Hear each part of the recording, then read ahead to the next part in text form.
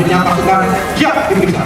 Petarungku, prajurit andalanku, Satgas Zenit 700 atas nama seluruh prajurit Hasanuddin dan keluarga besar menerima kalian karena kalian adalah prajurit yang bisa diandalkan. Kalian telah berhasil melumpuhkan musuh besar negeri ini dan merebut senjata dan perlengkapan. Kalian telah berhasil merebut beberapa titik kuat dan kalian telah berhasil untuk menyelenggarakan kehidupan bermasyarakat, berbangsa dan bernegara di daerah operasi yang menjadi tanggung jawab kalian. Kalian telah berhasil mengemban tugas suci itu.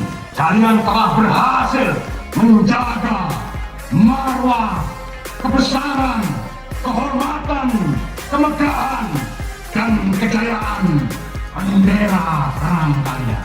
Dan itulah sesungguhnya nilai dari suatu kehormatan dan harga diri dari seorang prajurit.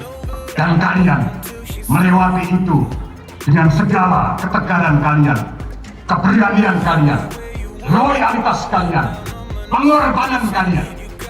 Tidak lain adalah untuk mempertahankan tiap jengkal kedaulatan kita.